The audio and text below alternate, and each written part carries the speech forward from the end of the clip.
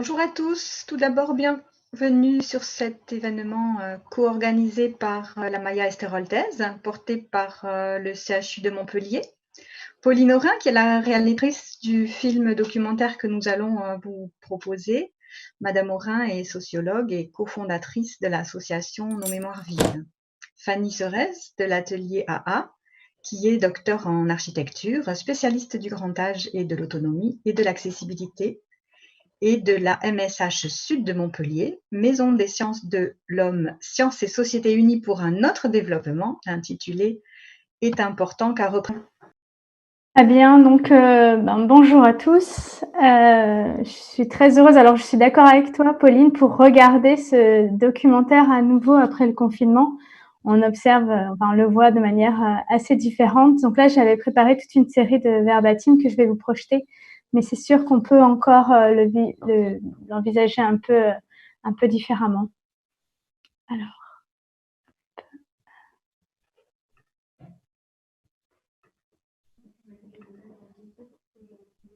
Voilà, donc une des raisons pour laquelle je suis ici aujourd'hui, c'est parce que nous avons, avec Colette Hénard, consultante en gérontologie sociale, et Kevin Charras, docteur en psychologie de l'environnement, utilisé ce reportage pour pouvoir finalement écrire un chapitre d'ouvrage sur les interrelations qui existent entre l'environnement, qu'il soit social et physique, le vieillissement et la santé. Donc c'est un ouvrage qui est sous presse actuellement.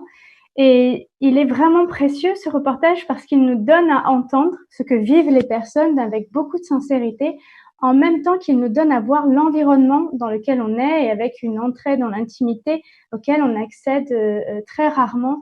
Et ce qui est vraiment très intéressant pour nous, c'est de pouvoir voir par rapport à ça la diversité des situations, les mécanismes d'appropriation des difficultés qui sont rencontrées, et puis surtout les stratégies d'adaptation. Donc en fait, on a pu analyser un peu ces différents points et de voir qu'est-ce que ça nous apporte comme compréhension de ces difficultés, qu'est-ce que ça nous apporte à l'échelle urbaine, à l'échelle du domicile, et puis aussi bien sûr pour penser et concevoir les établissements comme des lieux de vie, puisque c'est un des grands enjeux par rapport à tout ça. Donc finalement, sur les facteurs de rétrécissement du territoire, ce qui ressort, il y a plusieurs points. D'abord, la perte de capacité motrice est vraiment une grande source de difficulté pour les personnes, et on voit bien que ça, c'est une des premières données. Et de la même manière, la diminution des facultés sensorielles limite aussi considérablement la possibilité d'avoir une pratique sécure de l'espace. Et aussi, et là on l'a vu, alors autant la question finalement de pouvoir avoir un proche qui vit avec soi peut être une source pour rompre l'isolement, ou en tout cas de soutien, autant on voit que pour l'aidant, ça peut représenter également pour lui finalement le fait d'être assistant de son propre territoire. Donc ça, c'était des éléments qui ressortent du documentaire et qui sont assez éclairantes. Ce qui ressort aussi, donc le rôle de la voiture, là, est vraiment pouvoir conduire encore est un gage de maintien de l'autonomie et d'un espace un peu plus grand. Et on voit bien que le moment où il va y avoir une impossibilité à conduire, ça représente une perte qui est assez importante. D'autres choses encore. Alors, concernant le recours aux aides techniques, c'est assez intéressant parce que ressortent finalement deux choses. Pouvoir utiliser, on voit bien le monsieur avec son chariot, alors même s'il s'est mis en très grand danger en se retrouvant en contresens sur l'autoroute, Pauline parlait de ce besoin très grand de pouvoir continuer à aller à la mer. Et là, on a ce témoignage qui montre que le recours aux aides techniques est un moyen intéressant pour continuer à avoir une pratique de la ville un peu large. Et d'ailleurs, alors j'étais il y a quelques mois avant le premier confinement aux Pays-Bas, et le recours à ce type de scooter électrique est absolument généralisé, y compris dans les maisons de retraite, de sorte à ce que les personnes puissent continuer d'explorer le quartier avoisinant. Donc ça, c'était vraiment un point intéressant. Mais ça peut être aussi vu à l'inverse par d'autres personnes qui préfèrent sacrifier l'usage de ce territoire pour préserver leur dignité et pour ne pas montrer à leur entourage qu'ils ont besoin d'une aide pour se déplacer. Et ça, c'est un point qui est tout particulièrement intéressant parce qu'on l'observe aussi dans le refus d'adaptation du domicile, où on a des personnes qui ne souhaitent pas que soient installés chez eux des barres de maintien et tout des dispositifs qui permettraient de soutenir vraiment leur autonomie au domicile et de limiter les dangers, mais qui viennent finalement les stigmatiser dans les difficultés qu'elles rencontrent au quotidien. Donc ça, c'était un point qui était aussi intéressant. D'autres choses sur l'usage des nouvelles technologies, alors on voit bien que finalement posséder un téléphone portable ou un autre système, c'est un moyen qui peut permettre d'être habitant encore d'un quartier ou en tout cas d'envisager des sorties. Sur la question donc là qui est plus urbaine et sur le recours aux transports en commun quand conduire n'est plus possible et quand ces transports en commun existent, desservent les banlieues et sont accessibles. Alors là, on voit bien qu'on est sur tout le principe d'accessibilité de la chaîne de déplacement qui a été décrit dans la loi du 11 février 2005. Donc quand ça c'est possible, on peut encore continuer à faire toute une série de choses comme faire les courses, etc. Mais ça demande de pouvoir changer ses habitudes. Et par exemple, y aller plusieurs fois au lieu d'aller une seule fois avec sa voiture. Donc là, on voit bien qu'on commence à avoir un usage de l'espace qui est modifié par la suppression de la voiture. Et puis, des autres choses qui sont intéressantes, c'est des stratégies des personnes qui permettent d'optimiser les déplacements de manière à limiter la fatigue que génère chaque sortie. Donc, on voit cette personne qui prend en même temps le rendez-vous chez le pédicure que chez le coiffeur pour pouvoir organiser ces trajets-là. Et ça, bien sûr, ça n'est possible que parce qu'il y a une très bonne connaissance du territoire et parce qu'on sait, on connaît ses interlocuteurs, etc. Donc, on voit bien que la question ici de la familiarité du quartier est un point qui soutient beaucoup l'autonomie des personnes.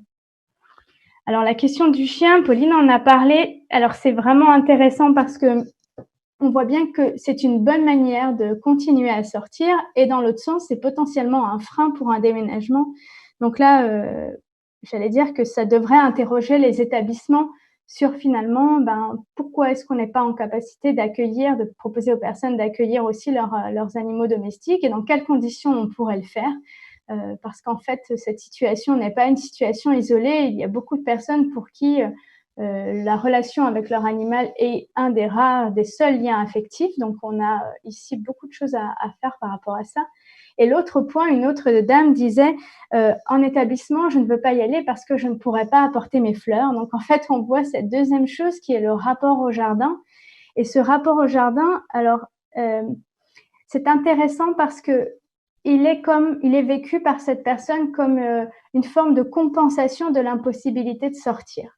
Et ça, je pense que toutes les personnes qui avaient la chance d'avoir un jardin pendant le confinement l'ont vécu elles-mêmes. Et moi, je suis d'accord, je crois que finalement, cette période, elle est sans doute, elle va être un levier pour beaucoup parce qu'elle nous permet d'avoir une expérience personnelle et corporelle de ce que signifie cette impossibilité de sortir. Le monsieur à la chemise rose dont parlait Pauline, qui disait ce besoin d'évasion, il est vraiment très important. Et ce qui est très clair et qui ressort aussi dans beaucoup des enquêtes qu'on a menées, c'est que pour pouvoir se sentir habité quelque part, on a besoin de pouvoir en sortir. Et après, on le fait ou on le fait pas, mais cette possibilité de sortir, de pouvoir aller prendre l'air est une chose qui ressort beaucoup. Et ce qui est aussi intéressant là chez cette personne, c'est que en fait, le jardin et le travail que donne ce jardin est aussi une justification au fait de ne plus sortir. Et donc, finalement, s'occuper encore de ce jardin, ça confère encore un rôle social et ça permet de maintenir à la fois l'estime de soi et le rapport au monde extérieur. Donc là, on a différents process qui sont à étudier autour de ces points-là. Et sur la question de l'aménagement des espaces urbains, alors on voit bien que finalement dans tous ces témoignages, il y a beaucoup de choses qui ressortent comme déterminants dans la pratique d'un territoire un peu élargi, la présence d'assises. Alors là, il a été mention que de pouvoir avoir accès à des bancs, mais la réalité, c'est avoir accès à suffisamment de bancs et si possible à l'ombre. En fait, on a beaucoup de choses qui pourraient être mises en place dans la planification et dans la conception des espaces urbains de telle sorte à pouvoir être plus, j'allais dire friendly parce que c'est le mot qu'on a en anglais, mais plus accueillant pour les personnes, notamment lorsqu'elles avancent en âge. Un autre chose qui ressort, alors paradoxalement, la piétonisation des centres-villes, si elle offre une plus grande accessibilité à la majorité des individus, notamment quand ils sont âgés, ça peut aussi exclure une grande partie des personnes, notamment celles qui n'habitent pas dans ce centre-ville. Donc ça, c'était aussi un point qui était intéressant, une espèce de contrepoint. Et encore, donc, cette question de pouvoir aller à la mer, le témoignage de cette personne parle aussi de ces assises.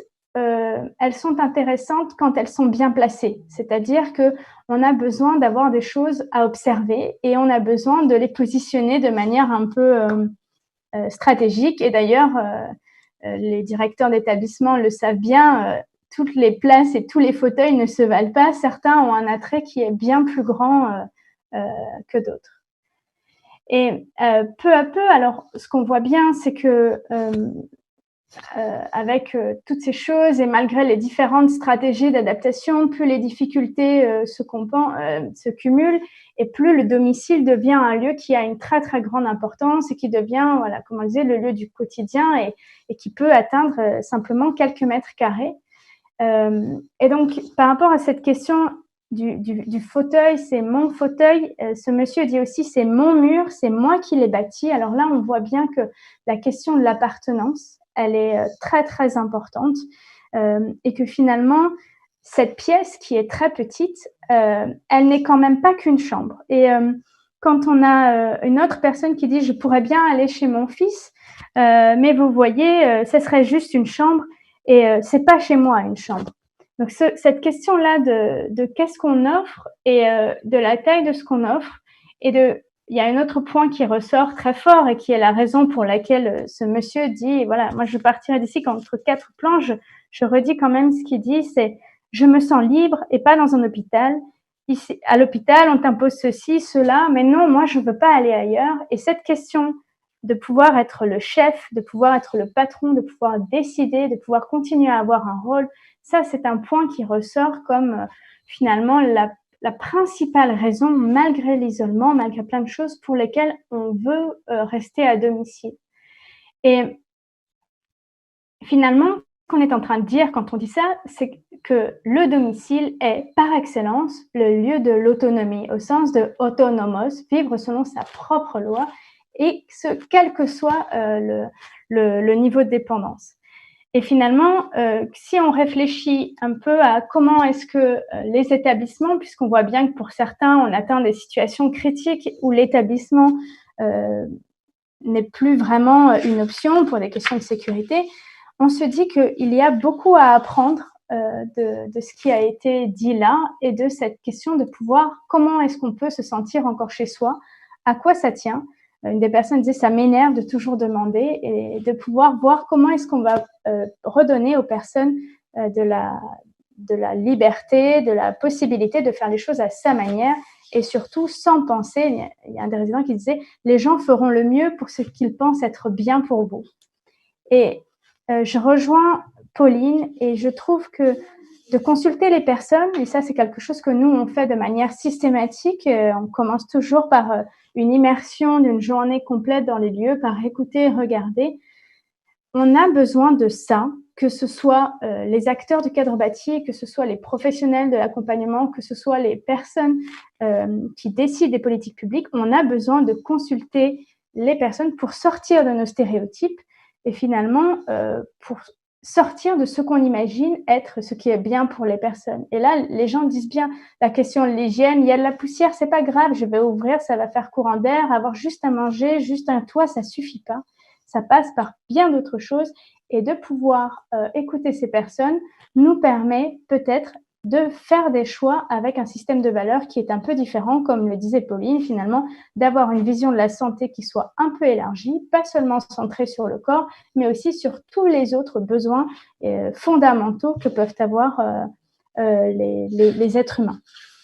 Et par rapport à ça, alors ça m'avait fait beaucoup penser quand j'avais vu ce reportage. Je vous renvoie et je vous invite, si ces choses-là vous ont intéressé, à tout le travail que fait la Fondation Leroy Merlin Source, notamment ce documentaire J'y suis, j'y reste, qui présente un peu les situations de différentes personnes qui restent chez elles malgré de très grandes difficultés.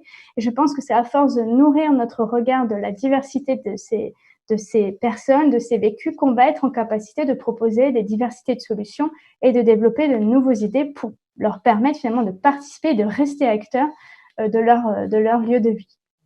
Et dans la même dynamique, alors ça c'est un peu autre chose que nous faisons, mais qui est dans le même sens, nous tenons avec Colette Hénard un petit blog qui s'appelle Un monde à part et qui, dans la même dynamique de rendre visible la parole de ces personnes invisibles, vient citer ou en tout cas mettre en lumière les paroles de personnes qui vivent en institution et de voir un peu ce qu'elles vivent. Donc voilà un peu moi les premiers apports que je voulais avoir par rapport à tout ça, et je trouve finalement que cette démarche de faire participer les personnes, elle est en soi une démarche de soutien à l'autonomie, parce que comme l'a dit Pauline, une fois que les personnes découvrent qu'elles peuvent encore dire quelque chose, qu'elles peuvent encore décider, alors ils s'en saisissent. Et cette démarche de négociation qui commence, moi je trouve qu'elle est très précieuse et qu'on a besoin finalement de pouvoir être davantage à l'écoute de tout ça. Voilà, je vous remercie.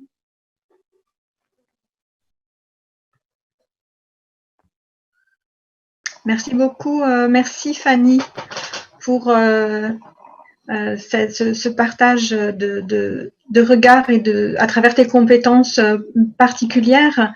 À la fois, je trouve que c'est vraiment intéressant, à la fois sur l'environnement, on va dire, immédiat de la personne, son lieu de vie, mais aussi ce regard sur l'environnement urbain, sur la ville.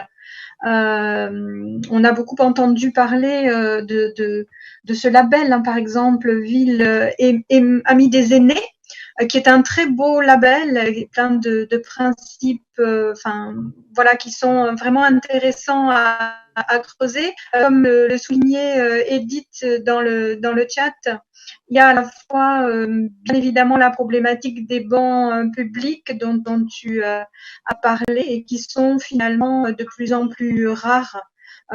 Beaucoup ont été enlevés parce que souvent dans les grandes villes, en tout cas, squattés par des personnes qui sont à la rue et que les pouvoirs publics ne voulaient pas avoir trop de bancs. Et du coup, cet enlèvement des bancs pénalise extrêmement fortement nos aînés qui ont, voilà, pour certains des envies d'aller se promener, mais qui connaissent un petit peu ou qui présupposent de leurs limites. Il y a aussi, et Edith le soulignait, la disparition des toilettes publiques gratuites et qui pose problème, hein, tout simplement parce que on a des personnes qui sont âgées, mais tout à fait continentes, tout en ayant peut-être un temps de continence relativement plus restreint qu'une personne adulte en très bonne santé. Et tout ça, finalement, voilà, pénalise ces promenades, cette appartenance à l'espace public de la ville, des villages et de la ville. Et peut-être toi, en tant qu'architecte, je sais que tu as réfléchi et travaillé dessus, quels pourraient être des conseils vraiment très précis justement pour nos élus, tout simplement? Oui, alors je partage ta vision. Ce qui est clair, c'est que aujourd'hui, finalement, on pense pas les sujets de manière transversale ou systémique, et on a tendance à sectoriser les différentes catégories. Alors, on adore faire ça, donc on a l'impression que pour une catégorie de population, on a tel type de besoin, et on se retrouve souvent finalement face à des conflits d'usage, des conflits d'intérêts. Et je pense qu'on a intérêt maintenant, d'autant plus avec le vieillissement de la population, à rentrer dans une démarche qu'on appelle de conception universelle, c'est-à-dire d'intégration des besoins de l'ensemble de la population dans sa diversité, et de penser la diversité. Je crois que c'est quelque chose sur lequel on a un vrai travail. Et sur la question de comment on fait ça, en associant les gens et en associant tous les acteurs en même temps.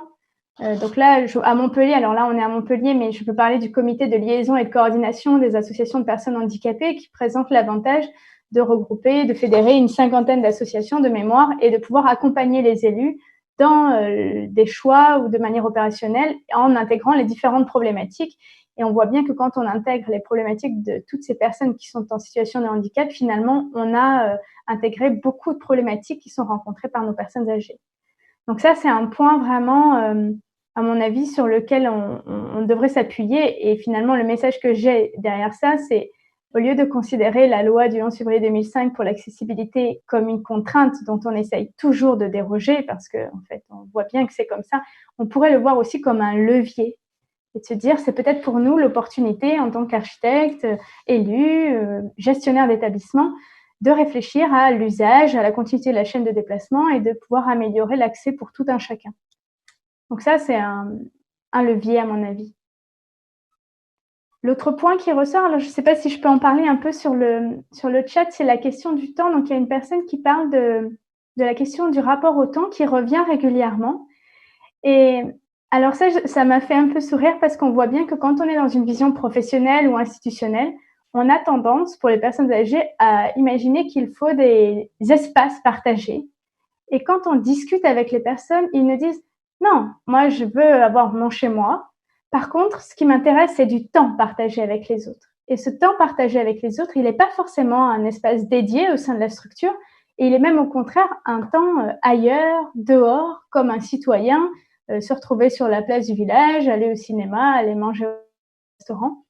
Et je suis d'accord que sans doute, quand on pense finalement un accompagnement, qu'il soit à domicile ou en institution, réfléchir au temps et donc à l'usage plutôt que de réfléchir aux espaces et aux fonctions, je crois que ça serait très heureux. Enfin, il y aurait beaucoup de choses à faire avec ça. Pour rebondir sur ce que tu dis, Fanny, effectivement, ce qui était important pour les personnes qui ont participé au projet, c'était la question de sortir. Donc notamment sortir pour rencontrer d'autres qu'on ne connaissait pas et donc pouvoir même à son âge rencontrer des personnes qu'on ne connaissait pas.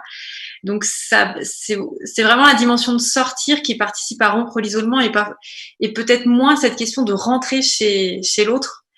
Mais vraiment de sortir de chez soi. Et puis Edith disait aussi rencontre interprofessionnelle. Le projet, là où on a voulu faire aussi de l'échange de pratiques professionnelles, c'est que la plupart des professionnels de l'accompagnement sont isolés finalement aussi, puisqu'ils sont dans un rapport individuel à la personne et ne se rencontrent pas forcément en fait. Comment on peut inventer des espaces individuels en dehors du domicile et aussi des rendez-vous interprofessionnels. Ça me semble important aussi à considérer, pas que l'isolement de la personne, mais aussi l'isolement de la personne qui l'accompagne. L'isolement de l'aidant aussi, on l'a vu aussi dans le documentaire, ça c'est quelque chose aussi, je pense que ça vient, on en parle de plus en plus. Voilà, donc je vois dans le chat des personnes qui réfléchissent à des solutions justement sur qu'est-ce que met en exergue le film et qu'est-ce qu'on pourrait faire. Alors j'invite peut-être à continuer à poser des questions, mais aussi imaginer des réponses aussi sur qu'est-ce qu'on pourrait changer dans nos pratiques, qui peut-être de l'ordre de l'imaginaire, mais qui peuvent être faits aussi facilement. Voilà. Ouais, une des choses que je peux répondre par rapport à ça, on a eu la chance avec Colette Hénard de pouvoir participer à la formation d'aide à domicile. Et tout d'un coup, leur expliquer un peu ou pouvoir leur faire prendre conscience que habiter chez soi, c'est aussi une question d'entretien du logement, c'est aussi une question de est-ce que l'éponge elle est à droite ou à gauche du robinet, c'est aussi une question finalement même d'accompagnement. Ça, c'était un point qui était très, très important parce que souvent, une des raisons pour lesquelles je parlais tout à l'heure du refus de l'adaptation du domicile, je pourrais parler du refus d'aide à domicile. Et une des raisons pour lesquelles les personnes refusent de l'aide, c'est souvent parce qu'elles ne veulent pas d'intrusion. Elles craignent que tout d'un coup, leur logement leur soit finalement, elles soient dépossédées de leur logement parce que les choses vont être faites à la manière de quelqu'un d'autre. Le linge va être plié pas comme mon pantalon qui était sur un va être plié en 3 sur mon armoire, sur mon étagère. Une fois que je vais ouvrir mon placard, je ne reconnaîtrai pas mon placard, etc. Et je crois que cette question d'avoir bien conscience finalement de la délicatesse et de comment est-ce qu'on peut intervenir au domicile pour maintenir cette familiarité, il y a une personne qui en parlait très bien, qui disait « Moi, j'ai mes habitudes. Ici, les choses sont à leur place. » Ça, je crois que il n'y a pas que des techniques, là, on le voit bien. Il y a aussi apprendre à voir ce qui relève du symbolique dans l'habitat et comment est-ce qu'avec son intervention, on peut préserver ça. Ça, je pense que c'était un point qui n'est pas forcément dit et les personnes n'en ont pas conscience, mais c'est ce qu'elle disait, là, les professionnels à la fin de ton film, je trouve que c'est intéressant, la prise de conscience qu'elles ont face à ce retour, je pense qu'elles se comporteront plus jamais à domicile comme qu'elles le faisaient avant, en fait. Cette sensibilisation, elle est très importante. Il y a quelqu'un qui renvoie la question, le lit médicalisé au domicile. Oui. Alors, ça, c'est un grand sujet. La question, c'est de savoir pour qui est le lit médicalisé. Est-ce qu'il est pour la personne elle-même ou est-ce qu'il est pour les aidants professionnels ou pas professionnels d'ailleurs? Donc ça, c'est une première question. Donc derrière ça, il y a des questions aussi de droit du travail. Il faut savoir qu'aujourd'hui, la CARSAT demande que les personnes ne mobilisent plus seules plus de 35 kilos. Donc en fait, on voit bien que pourquoi est-ce qu'on a des lits médicalisés à domicile? C'est parce qu'il n'y a pas assez d'aide humaine, soyons clairs. Ce qui est un peu moins vu, c'est qu'est-ce que ça coûte, ce lit à domicile? Et je ne parle pas du coût financier, je parle du coût symbolique. Qu'est-ce que ça veut dire d'abandonner le lit matrimonial de 2 places pour un lit médicalisé, 1 place? Qu'est-ce que ça dit de sa perte de son statut en tant qu'habitant? Qu'est-ce que ça dit aussi en termes de perte d'intimité? Et là, on voit bien que la question de la stigmatisation, en tout cas de la personne dans les difficultés qu'elle rencontre, le risque est très grand. Moi, j'ai vu des personnes avoir des stratégies aussi sur ça. Mettre un 2e matelas, par exemple, pour être plus haut, pour soulager un peu le dos de la personne. Enfin, c'est intéressant, cette question du lit. Parce que qui dit lit aussi médicalisé, lit dit des draps, 1 place. Et donc, non seulement on renonce au lit, mais on renonce aussi à tout l'environnement sensoriel qui étaient les draps qu'on avait peut-être depuis très longtemps, la flanelle, etc., des choses dont le corps se souvient. Donc, il y a beaucoup de choses autour du lit. On pourrait faire un débat rien que sur ça. Peut-être que tu t'es pas présentée, en fait. Pardon. Juste, en fait, Fanny, je crois que tu t'es pas trop présentée au démarrage de ta vidéo et de ton intervention. Et je trouvais intéressant aussi peut-être que tu expliques comment tu travailles. Oui. Alors, c'est une longue histoire, mais disons que j'ai pris conscience au début de mes études d'architecture que les architectes avaient un rôle très important sur le plan social et qu'à chaque fois qu'on dessinait un trait, potentiellement on dessinait une marche ou un obstacle et qu'on était en capacité de générer des situations de handicap chez les personnes. Et à partir de là, on se dit, bien, on a un devoir, en tout cas c'est comme ça que je le vois, de pouvoir l'envisager un peu autrement et de voir comment est-ce qu'on peut être nous aussi en tant qu'architecte un acteur de santé et comment est-ce qu'on peut, donc j'entends santé au sens d'état complet de bien-être et pas seulement d'absence de maladie, et comment est-ce qu'on peut soutenir l'autonomie des personnes par la morphologie de l'espace. Donc ça m'a amené à m'occuper beaucoup d'accessibilité et dans le champ du handicap, j'en parlais tout à l'heure. Et puis en 2007, la CNSA a lancé un concours ouvert aux étudiants en architecture pour penser les maisons de retraite du futur. Et c'est comme ça que j'ai rencontré Jacques Finiel, le directeur de la maison de retraite protestante de Montpellier. En fait, moi, j'ai qu'une seule catégorie de personnes âgées dans ma famille, c'est des femmes qui vivent très très vieilles et très très autonomes. Donc, j'avais pas de représentation négative liée à la vieillesse et j'avais aucune idée de ce que c'était qu'une maison de retraite. Et à l'issue de mon entretien, donc je visitais cette maison de retraite pour pouvoir comprendre un peu ce qui s'y passe. Et le directeur m'a proposé un travail pendant mes études d'architecture avec à peu près une seule ligne à mon contrat de travail, faire de ce lieu une maison où les gens se sentiraient chez eux et pourraient l'habiter pleinement.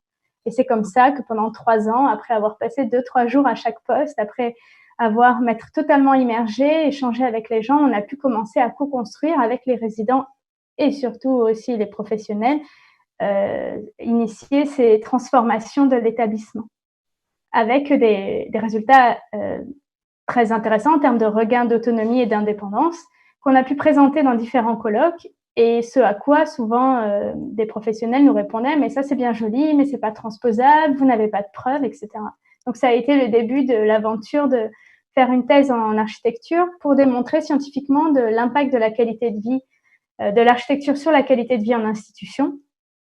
Et peu à peu, donc, on a commencé à accompagner des établissements dans leur restructuration, finalement, à prendre ce qu'on appelle aujourd'hui le virage domiciliaire, le virage inclusif, et de voir comment ces lieux peuvent être non seulement des lieux de soins, mais surtout des lieux de vie. Et autour d'une question qui est un peu centrale, c'est qui est chez qui.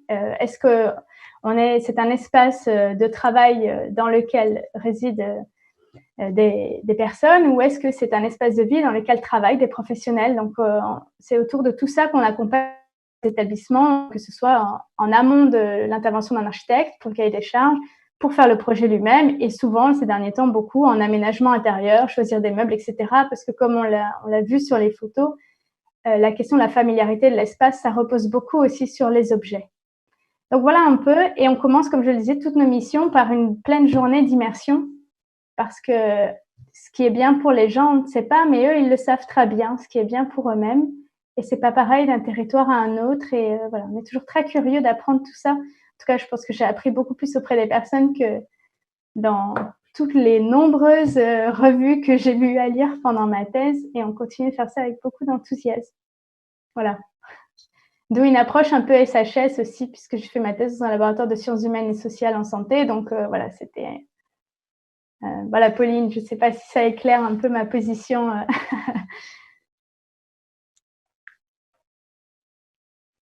Alors, si je peux me permettre, Fanny, pour avoir eu la chance d'assister à tes cours que tu fais au Master de Géronto, où tu parles aussi, notamment dans les résidences autonomie et les EHPAD, de l'importance du mobilier. Alors, on parlait du lit médicalisé à la maison, mais c'est vrai qu'on a certaines résidences, par exemple, où il est très difficile d'amener son propre lit. Les espaces sont relativement restreints, donc nous, on sait qu'on a des personnes qu'on accompagne, notamment encore une fois, sur la Maya, et qui, à un moment de leur vie, ne peuvent plus rester à domicile, et qu'on accompagne vers une vie en établissement, sont souvent très attachés. Alors, on l'a vu par rapport à leur compagnons de vie, à quatre pattes souvent, ça c'est extrêmement important, mais aussi à leur souvenir, à ce qui est leur propre espace. Et c'est vrai que le lit en est un, mais ça peut être la commode de l'épouse décédée, ça peut être alors des choses qui sont au mur, c'est plus facile, mais souvent ce qu'on entend nous, c'est la difficulté à se séparer d'un mobilier dans lequel ils ont avec lequel ils ont vécu très longtemps, qui fait partie vraiment intégrante de leur vie.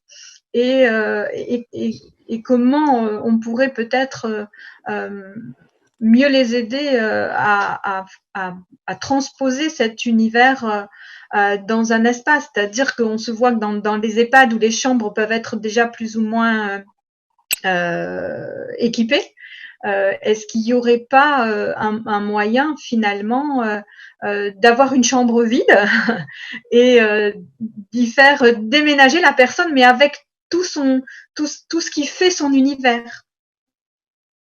Oui, alors ça, c'est une très bonne remarque. C'est une des choses qu'on dit quand on accompagne les établissements dans cette logique domiciliaire. On travaille beaucoup sur la question du vocabulaire. Et en fait, c'est intéressant les mots qu'on emploie, parce que derrière les mots, il y a des idées, et derrière des idées, il y a des pratiques. Et moi, je suis toujours frappée par la notion d'entrée ou d'accueil. On veut que les gens ils soient chez eux, mais on a le même vocable que pour l'hôpital. Et je suis d'accord avec toi. Je pense que pour pouvoir se sentir chez soi quelque part à nouveau, il faut déménager. Déménager, c'est faire des cartons, renoncer à une partie des choses, choisir ce qu'on emmène, etc. Et réaménager, et à nouveau choisir la bonne place pour chaque chose. Et ça aussi, c'est un point qui est très important. Et je pense que par rapport à ça, les établissements, on voit que ça coûte très cher d'équiper une chambre. Alors, on voit aussi des personnes qui arrivent et qui n'ont rien. Donc, il y a toujours cette espèce d'ambiguïté. Mais je pense qu'en effet, de pouvoir aller avec des partenariats de type déménagement solidaire pour pouvoir accompagner les personnes à déménager véritablement, moi, je pense que c'est possible. J'ai vu des établissements qui le font déjà et je pense notamment au Relais Sépia d'AGV qui est à côté de Tours où la chambre est vide et où seulement un lit médicalisé est installé au moment où la personne en a besoin. Donc, c'est pas fait de base. Et ils ont un contrat de location. Donc ça le pose clairement en disant ici, vous êtes chez vous. Ce qu'il faut savoir, c'est que souvent, les établissements ont beaucoup de craintes sur le plan de la sécurité incendie. Et ça, c'est une des choses qui les pousse à équiper aussi les chambres en imaginant que, au moins, ils n'auront que des choses conformes. Donc, de ce point de vue-là, et lorsqu'il n'y a pas d'oxygène dans les murs, la réglementation en matière de sécurité incendie, qui est assez mal connue finalement, est très claire. Les chambres des résidents sont le domicile des personnes. Aucune contrainte en matière de sécurité ne s'y applique. Ça veut dire qu'elles peuvent tout à fait finalement pouvoir apporter l'ensemble de leurs meubles, y compris leurs draps, leurs couettes, leurs rideaux, enfin toutes ces choses pour lesquelles il y a toujours beaucoup de craintes. Après, sur l'espace dont on dispose, c'est sûr que déménager une maison de 100 mètres carrés pour 20, on doit faire beaucoup de choix. Moi, je pense par rapport à ça qu'à moyen constant, on peut peut-être réfléchir à est-ce qu'on n'aurait pas intérêt, la NAP, que vous connaissez peut-être, qui est un espèce de guide à la conception des établissements, nous donne un ratio entre 55 et 65 mètres carrés par résident pour faire des établissements. Bon, très bien. Pourquoi est-ce que seulement 20 mètres carrés de ces 55 à 65 sont dédiés aux espaces privatifs? Est-ce qu'on n'a pas intérêt à redéployer de la surface d'un endroit vers l'autre? Et alors là, je pense que pour le coup, le confinement et toute la crise sanitaire avec les confinements en chambre et la désertification des espaces collectifs nous invite peut-être à réinterroger la répartition que l'on fait des superficies. Donc, par rapport à ça, on est à un moment un peu charnière où tout est à réinventer. Et je suis assez enthousiaste, à vrai dire, de ça. J'espère qu'on ne va pas rater le coche. Et sur les lits médicalisés à 2 places, là, il y a une personne qui pose la question. Donc, ça existe, ça coûte très cher et on a de nouveau la même problématique qu'avec un lit non médicalisé, c'est la difficulté de faire seul le lit. Donc, on voit bien qu'une des raisons aussi pour lesquelles les professionnels aiment un lit une place, c'est qu'elles peuvent toutes seules changer le drap, la couette, la housse de couette, alors que dès qu'on a un lit de place, on a besoin d'aide pour remplacer tout ça, c'est plus compliqué. Mais d'ailleurs, il y a beaucoup de personnes qui utilisent simplement un lit électrique. Enfin, vous voyez, un lit de maison, mais qui a des fonctions électriques, déjà, ça peut faire beaucoup de fonctions par rapport à ça. Et il existe aussi des lits un peu plus larges, et ça, c'est de type 120 cm, par exemple. Et moi, je suis assez surprise, c'est que les établissements ne décident de les installer que lorsque les personnes sont obèses. Et finalement, on se dit, on aura le droit à un vrai grand lit que dans cette situation-là, ce qui est assez triste. Enfin, après tout, pourquoi pas pour tout le monde? Voilà. Je ne sais pas si je réponds à ta question.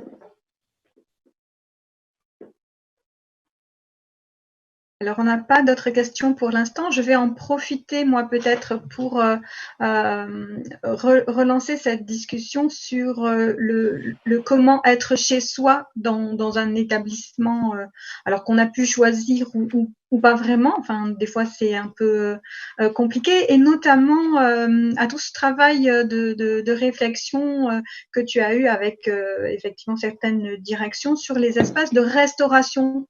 Je trouve que c'est particulièrement intéressant parce que pour moi, le moment où on mange, c'est vraiment extrêmement important. C'est peut-être culturel à la fois dans notre pays et dans ma famille, mais en tout cas, c'est vrai que c'est quelque chose d'important et je trouve que ce regard que tu as pu avoir sur ces espaces de restauration et sur la circulation, sur l'organisation, mais surtout sur la décoration aussi, la façon dont c'est agencé, de la manière dont on peut se servir ou être servi est particulièrement intéressant. Donc, peut-être tu peux partager ça avec nos auditeurs.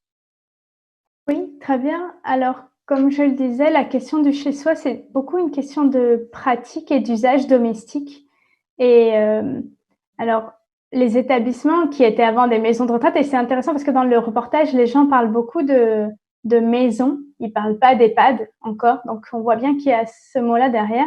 Mais ces 20 dernières années, il y a eu une vraie tentative d'aller vers ce qu'on appelle de la qualité hôtelière, en tout cas l'envie, comme si avoir ou proposer mieux ou avoir une plus grande qualité de vie en établissement, ça allait vers la question de l'hôtellerie. Et donc, arrive la question, on est passé quasiment du réfectoire à la salle de restauration. Moi, je dis, ça, c'est bien. Quand on est chez soi, chez moi, j'ai pas un espace de restauration, j'ai une salle à manger. Et chez moi, on me sert pas à l'assiette. Si je suis en famille, je me sers, ou on me sert, enfin, en tout cas, on partage un repas. Alors après arrive toute la question autour des nutritions. Enfin, il y a plein de sujets. C'est un peu technique la question de la restauration, mais on voit bien que si on veut aller au bout du système, et c'est ce qu'ils ont fait aux Pays-Bas par exemple, dans des structures qui sont très grandes, jusqu'à 170 personnes, ils se sont dit mais après tout, pourquoi est-ce que tout le monde mange la même chose au même moment? Et si on fonctionnait sur un système de petites maisonnées, pourquoi est-ce que chaque maisonnée n'est pas capable de préparer son repas en discutant avec les personnes qui sont là, quels sont leurs goûts, quel est leur univers culinaire, parce que c'est aussi ça, inviter quelque part. On parlait de familiarité, mais les repas, c'est 3 fois par jour, il y a une très grande récurrence. La question de la familiarité aussi au niveau du repas, elle est très importante. Donc, ben voilà, il y a plein de choses à explorer autour de cette question-là. Et un autre point que moi j'ai toujours, c'est si vous appelez ça restaurant, soyons clairs, quand moi je suis au restaurant, j'ai du choix. Donc, est-ce que les gens ont le choix? Si c'est un plat unique, c'est pas un restaurant. Et ça, je crois que cette question de la cohérence entre ce qu'on dit et ce qu'on fait, peu importe ce qu'on choisit de faire, j'allais dire, la question idéologique, l'essentiel, c'est qu'on arbitre en fonction des valeurs de l'établissement, peu importe ce qu'on fait. Mais par contre, il faut que ça soit très clair. Si c'est un restaurant, il faut qu'il y ait du choix. Si on veut que les gens ils soient ici chez eux, il faut que ce soit des salles à manger. Il y a une personne qui parlait on est 85, déjà qui disait, c'est beaucoup quand même, ça fait trop parfois. Est-ce que chez moi, on est 85? Bon, est-ce qu'on peut pas imaginer des choses plus petites, plus proches des lieux de vie? Et là encore, si on avait dit ça avant, ça paraissait un peu fou, vous vous rendez pas compte, on n'a pas les professionnels, etc. Et là, on voit qu'avec la crise sanitaire, les établissements qui s'en sont le mieux sortis, c'est ceux qui étaient pour le coup un peu plus sectorisés, ou en tout cas qui étaient en capacité d'organiser des choses plus proches des chambres pour éviter de confiner les personnes dans leurs chambres. Ce qui a été quand même particulièrement délétère. Enfin, c'est peut-être pas le sujet du jour, mais enfin, ça nous interroge quand même. Moi, en tant que citoyen, ça m'interroge beaucoup. Je me dis, en termes de violation des droits fondamentaux et des libertés, j'étais assez étonnée que les personnes qui habitent en établissement n'aient pas les mêmes droits que les autres citoyens et qu'elles n'aient pas accès à la même autorisation de sortie que nous avons eue pour pouvoir sortir 1 heure chaque jour. C'est assez incroyable. Il y a Michel Billet qui dit « Est-ce que le bien qu'on me veut me fait du bien ?» C'est intéressant comme question pour réfléchir.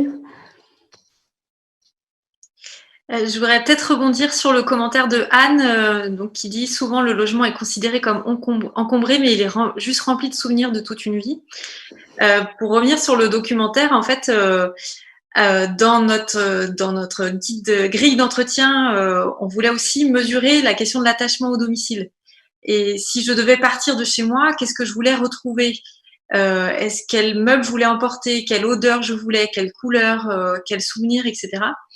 Et bon, c'est peut-être lié aux personnes qui ont été identifiées pour participer au documentaire, mais en fait, ça m'a étonnée. Finalement, j'ai plutôt rencontré des gens qui étaient détachés de chez eux, mais par contre qui étaient attachés au sentiment, au sentiment d'autonomie et d'être, il y a quelqu'un qui le dit, d'être patron chez soi. En fait, et sur cette question d'effectivement, est-ce qu'on emmène comment on fait quand on doit déménager d'un 100 mètres carrés à un 20 mètres carrés, etc. C'est vrai que finalement, je pense que les choix, ils peuvent les faire parce que la plupart des personnes ont une sensation qu'ils sont à la fin de leur vie et que de toute façon, ils pourront pas l'amener.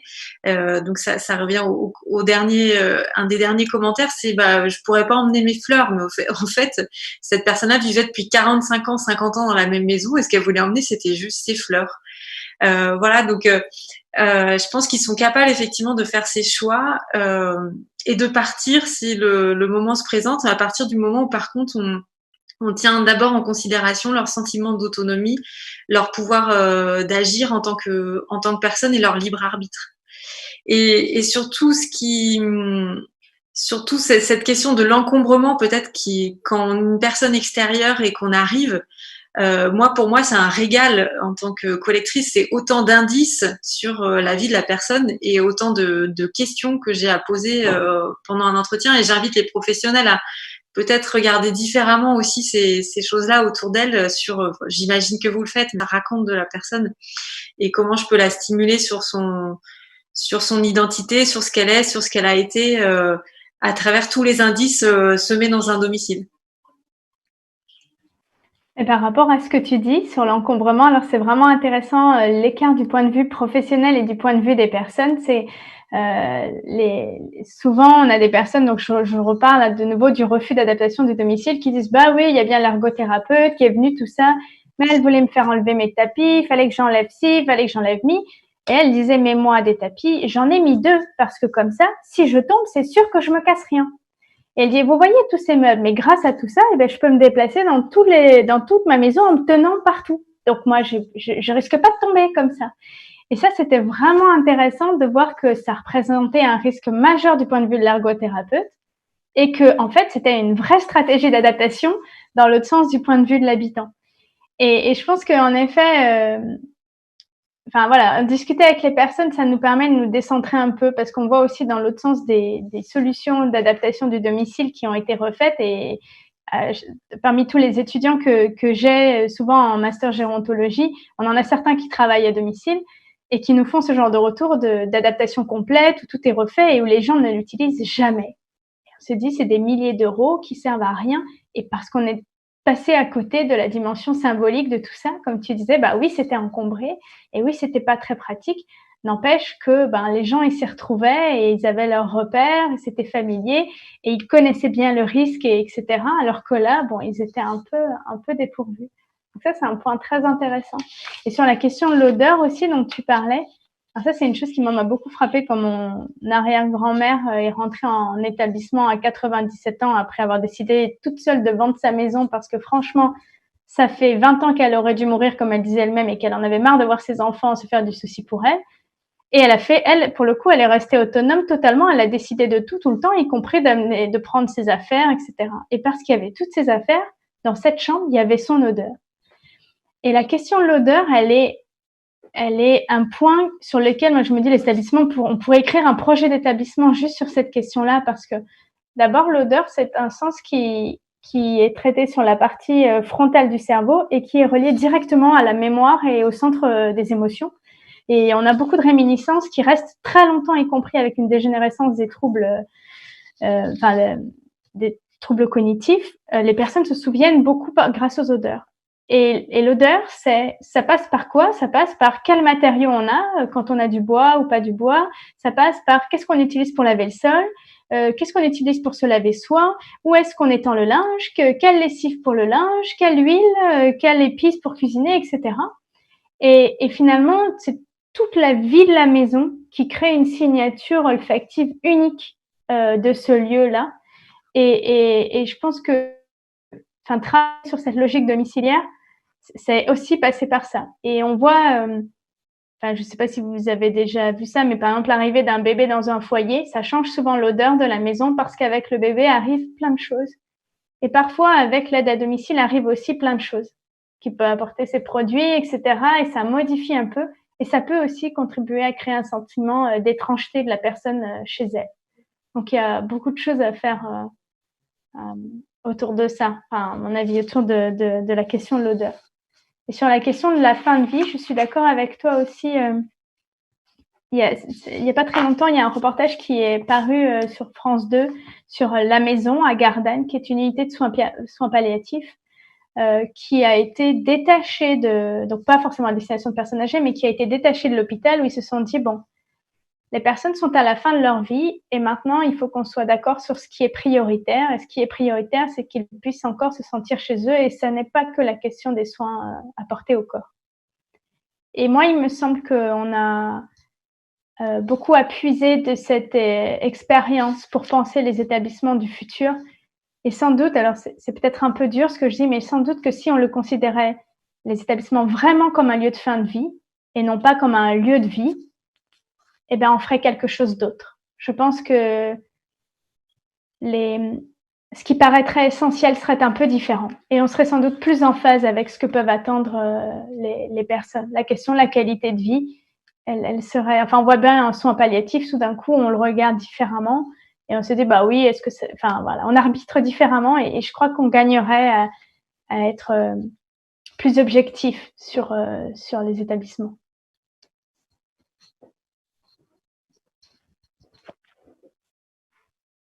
Juste peut-être pour bientôt conclure et revenir sur cette question du territoire qui était un peu le fil conducteur. Le territoire physique, on l'a vu, se réduit, mais pas le territoire de l'imaginaire et de la spiritualité. Et c'est peut-être celui-là qu'il faut essayer de stimuler au maximum parce qu'il permet de franchir les barrières physiques et justement aller beaucoup plus loin. On sent qu'en tout cas, il fait du bien et qu'il a intérêt à être stimulé. Et puis, le documentaire, il est fait pour être partagé. Il est du coup en libre accès sur notre site internet nosmémoiresvives au pluriel.fr. Je trouve que c'est bien, comme on l'a fait aujourd'hui, de pouvoir l'accompagner et d'en discuter. Parce qu'on sent que ça réveille des choses, on parle de changement de pratique, etc. Donc, en tout cas, n'hésitez pas à le diffuser et avec plaisir pour l'accompagner et venir en parler auprès de vos équipes.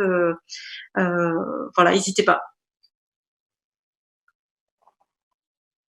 Merci Pauline pour ce partage. Donc, écoutez, je vais me permettre de reprendre la parole pour cette conclusion, puisqu'on arrive un petit peu au terme de ce qui était prévu dans ce nouveau format qui a été effectivement un peu réaménagé. Je pense que nous ne pouvons pas clôturer cette séance sans rappeler que cette crise sanitaire effectivement majeure que nous traversons depuis le printemps a plus que jamais souligné, et c'est ce que nous disions au début de ces échanges, l'importance de la place de l'habitat dans nos vies, et ce, quel que soit notre âge. Et puis, elle nous donne aussi l'occasion d'interroger nos représentations, nos idées reçues parfois sur la faculté de nos aînés plus âgés à déterminer leur propre existence et notamment à choisir leur lieu de vie, leur mode de vie. Elle doit, je crois, nous interpeller et questionner les regards que nous posons sur eux, y compris avec bienveillance, professionnels que nous sommes, du soin, de l'aide, professionnels et bénévoles du monde associatif, les aidants naturels. Nous avons tous, et c'est normal, des idées préconçues, plus ou moins strictes, plus ou moins étayées, plus ou moins construites aussi sur notre propre histoire, nos propres peurs peut-être. Et nous oublions parfois, si ce n'est souvent dans nos pratiques, que nos aînés ne sont pas nos enfants déjà, et qu'ils ont le droit de choisir la manière dont ils souhaitent vivre les années qui sont encore devant eux, qu'ils ont le droit de choisir leur lieu de vie, leur mode de vie, leur espace et leur aménagement, et qu'ils ont aussi le droit de choisir les risques qu'ils souhaitent prendre ou pas. Fanny l'a un peu évoqué, notamment sur les confinements et sur toute la protection qu'on a souhaité mettre autour des personnes dites vulnérables, et nos aînés sont souvent considérés comme des personnes vulnérables, mais peut-être faut-il leur poser la question des risques, des précautions, mais aussi des risques qu'ils souhaitent prendre dans leur propre vie. Voilà, en tout cas, moi, je voulais remercier nos intervenants, Fanny et Pauline, voilà, d'avoir accepté de croiser leur regard et leurs compétences hein, sur cette thématique. Je crois que cet après-midi, elle était très très riche et les témoignages que nous avons eus sur le chat vraiment le prouvent. Vous avez été intéressés et touchés par le film. Intéressés par les échanges qui ont eu lieu au décours du film. Et ensemble, nous vous remercions d'avoir participé à ces échanges qui, nous l'espérons, contribueront peut-être à changer nos représentations de la vieillesse, à plus et à mieux écouter nos aînés en leur donnant la parole. C'est ce que fait cette belle association Nos Mémoires Vives vraiment et nous tous en tant que professionnels, je crois qu'il faut que l'on s'astreigne à toujours donner la parole à nos interlocuteurs avant d'imaginer ce qui pourrait être bon pour eux, peut-être déjà de leur demander ce qu'ils souhaitent et ce qu'ils considèrent être bon pour eux. Voilà, en tout cas, merci beaucoup pour cette belle après-midi. Prenez soin de vous, prenez soin des autres, mais aussi voilà, de tous les autres, ceux qui sont proches et ceux qui sont plus éloignés peut-être de vos pratiques professionnelles. Merci beaucoup et au revoir. Merci. Merci, au revoir, merci.